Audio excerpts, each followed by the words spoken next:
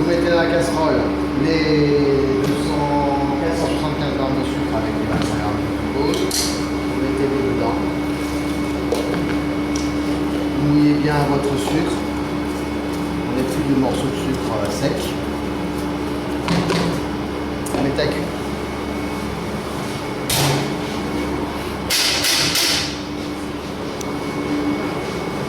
Alors la pâte d'amande, hein, on peut choisir au niveau des consistances entre 117 et 121. Pas moins de 117. Là, c'est vraiment Il suffit qu'il y en ait un qui loupe et puis on va rajouter. Donc là c'est bien, c'est bon. On a notre cuisson à 121, grand boulet, pas de problème. D'accord. Une fois que c'est fait, donc j'arrête mon sucre.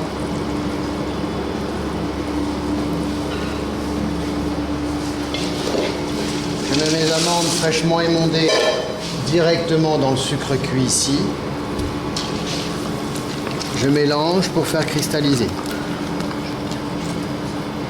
C'est possible quand on a un broyeur adapté de verser le sucre cuit directement dans les amandes quand elles tournent. Mais on n'a pas l'ouverture du broyeur, il est juste tout par-dessus, ça marche pas. Juste sur le couteau. Il faudrait que ça soit décalé. Donc avant que ça soit trop dur et tout pris dans la casserole, on le débarrasse pour faire refroidir. On débarrasse sur un silpat, c'est ce qu'il y a de mieux, hein. Ou sur une feuille, peu importe. Mais voilà. On utilisera le silpat après.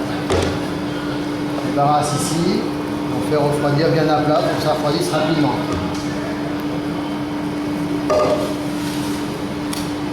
On fait refroidir. Alright? C'est bon. Une fois que votre préparation a cristallisé, qu'elle est froide. C'est pareil.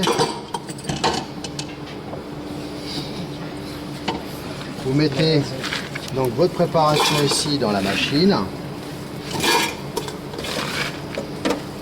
Elle est presque froide, hein. Ouais.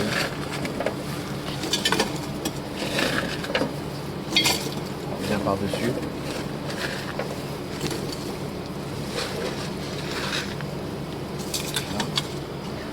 On met ça dedans et on met en route.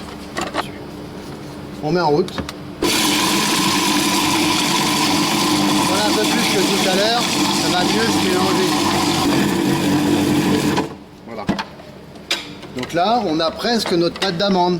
Ah, si j'insiste un petit peu, on voit ici au niveau du couteau, ça commence à se former. Comme on a un broyeur, on va pouvoir finir au broyeur, c'est beaucoup plus simple. Mais si j'insiste, j'aurai ici ma pâte d'amande. Déjà pratiquement faite, hein. Elle est un peu granuleuse, mais elle est pratiquement faite. Elle est plus blanche. Plus blanche Ouais. que l'autre. Ouais, que l'autre. L'autre était crue, hein, c'est normal. Hein. D'accord, c'est pas le même produit. Hein.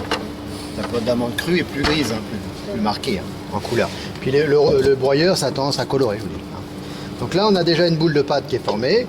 Là, je viens de faire ma pâte d'amande confiseur.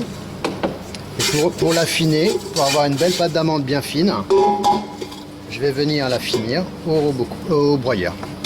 Voilà, donc notre pâte d'amande qui est pratiquement finie, on va l'affiner ici au broyeur. On va la passer 2-3 fois pour qu'elle soit bien fine. Voilà. Si on n'a pas de broyeur, on fait une plus petite quantité et on fait tout au robot coupe. Voilà, on le passe 2-3 fois.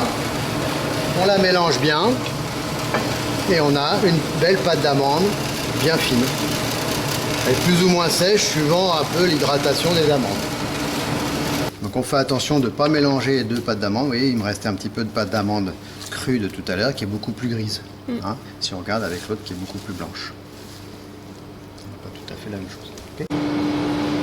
Pour la pâte d'amande, une fois qu'elle est préparée, on la laisse pas dehors, c'est ce que je viens de dire. Hein, on la mélange bien. On la met bien à plat ici pour la conserver. Voilà. Ici, bien à plat.